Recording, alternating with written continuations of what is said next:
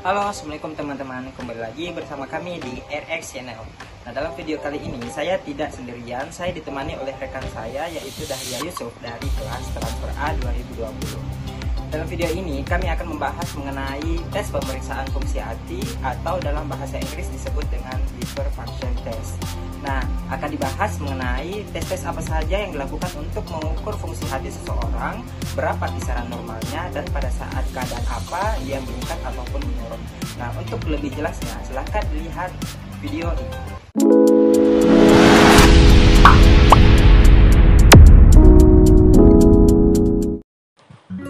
Halo, assalamualaikum teman-teman. Kembali lagi bersama kami di RX Channel. Nah, pada video kali ini kami akan membahas mengenai liver function test atau pemeriksaan fungsi hati. Nah, di sini saya Muhammad Arwin sebagai presentator dan ditemani dengan rekan saya Dahlia Yusuf sebagai editor. Pemeriksaan fungsi hati diindikasikan untuk mendeteksi adanya kelainan atau penyakit pada hati, membantu menegakkan diagnosis dan untuk menilai hasil pengobatan. Nah, pemeriksaan fungsi hati dibagi menjadi 3 kelompok. Itu yang pertama fungsi sintesis, yaitu ada albumin, globulin, elektroforesis protein, protrombin, dan kolinesterase. Kemudian yang kedua kerusakan hepatosit, yaitu pemeriksaan AST dan ALT.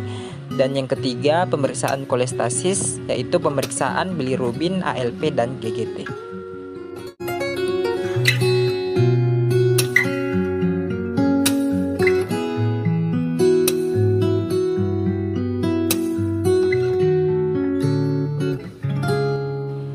Yang pertama, pemeriksaan bilirubin. Hiperbilirubinemia adalah keadaan bilirubin dalam darah lebih besar dari 13 mg per desiliter. Kemudian ada yang dikatakan dengan istilah definisi jaundice. Nah, jaundice adalah kulit atau sklera yang berwarna kuning akibat akumulasi pigmen bilirubin dalam darah dan jaringan. Dikatakan jaundice bila total bilirubin dalam darah adalah lebih besar dari 2-3 mg per desiliter. Kemudian jaundice dan hiperbilirubinemia terbagi menjadi 2, yaitu yang pertama dikatakan indirect hiperbilirubinemia jika indirect bilirubin lebih besar dari 80%. Nah, ini termasuk jaundice ringan yang ditandai dengan warna urin normal dan warnanya gelap pada intravaskular hemolisis.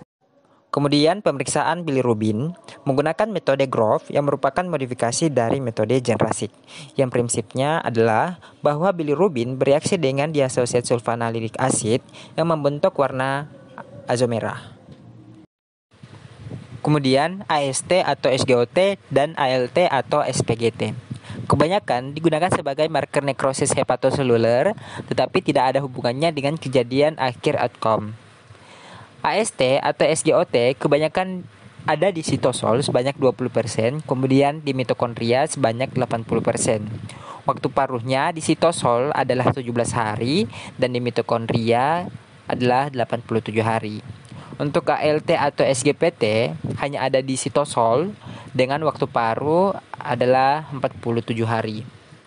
Rasio antara AST dan ALT bila kurang dari 1 itu mengindikasikan adanya penyakit di hati. Kemudian jika lebih besar dari 2, maka merupakan sumber dari extrahepatic alcoholic hepatitis, iskemik, dan toksin hemolisis sikrosis. Untuk pemeriksaan ALT atau SGPT menggunakan metode yang sama, yaitu menggunakan metode kinetik enzimatik. Nah, prinsip dari pemeriksaan ini adalah serum glutamat pirufat transminase atau SGPT akan mengkatalisis transminase dari L-alanin dan alfa ketoglutarat membentuk L-glutamat dan pirufat.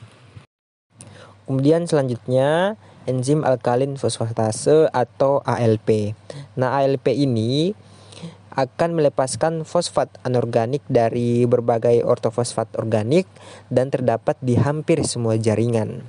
Dalam identifikasinya, ALP ini menggunakan p-nitrophenyl fosfat sebagai substrat dalam buffer alkali. ALP akan meningkat jika seseorang mengkonsumsi obat-obat seperti simetidin, furosemid, fenobarbital, dan phenytoin.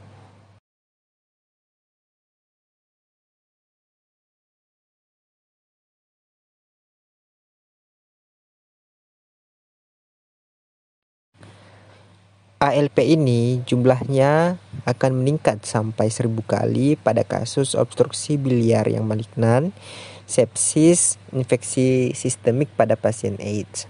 Kemudian jumlahnya akan menurun pada kasus hipotiroidisme, anemia pernisiosa, Wilson disease, dan insusiensi hati yang berat.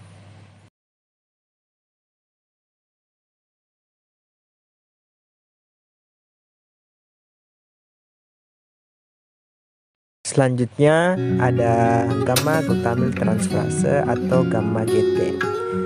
Nah, gamma GT ini banyak dijumpai di hati, ginjal, pankreas, intestinal, prostat, limfa, jantung, otak, tapi tidak di tulang. Kisaran normalnya adalah sekitar 0 sampai 30 IU per liter dengan waktu paru sekitar 7 sampai 10 hari. Gamma GT ini jumlahnya akan meningkat jika seseorang mengkonsumsi alkohol, obat-obatan seperti golongan antikonvulsan, contohnya karbamazepin, phenytoin, dan barbiturat, dan obat-obat golongan antikoagulan seperti warfarin. Laktat dehidrogenase atau LDH biasanya tidak spesifik untuk pemeriksaan fungsi hati.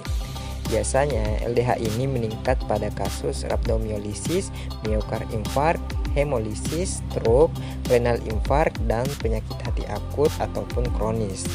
LDH ini digunakan untuk mengidentifikasi ischemic hepatitis dan infiltrasi keganasan ke hati yang didukung oleh peningkatan ALP. Albumin merupakan protein yang paling penting secara kuantitatif yang disintesis oleh hati dan bermanfaat sebagai indikator fungsi hati. Waktu paru albumin adalah 20 hari dengan nilai normal sekitar 3,5 gram sampai 4,5 gram per desiliter. Selanjutnya serum seruloplasmin. Serum seruloplasmin ini disintesis dalam hati dan merupakan protein fase pada akut. Kadar normalnya adalah 0,2 sampai 0,4 gram per liter. Jumlahnya meningkat pada kasus infeksi, artritis reumatoid, kehamilan, penyakit hati non-Wilson, dan penyakit kuning obstruktif. Ada alpha-1 antiripsin. Alpha-1 antiripsin ini adalah glikoprotein yang disintesis oleh hati dan merupakan penghambat proteinase serin, terutama elastase. Kadar normalnya adalah sekitar 1 sampai 1,6 gram per liter, meningkat pada gangguan radang, kehamilan, dan setelah penggunaan pil oral kontrasepsi. Jumlahnya menurun pada penyakit hati. Kemudian yang terakhir, metode standar untuk mengevaluasi jalur ekstrinsik koagulasi untuk menilai laju waktu protrombin atau PT. Kontrol normal biasanya di sekitaran 11 sampai 11 detik. Nah, kelebihan 2 detik dianggap PT-nya tidak normal. Nah, sekian video pembelajaran mengenai pemeriksaan fungsi hati. Semoga bermanfaat dan see you next time.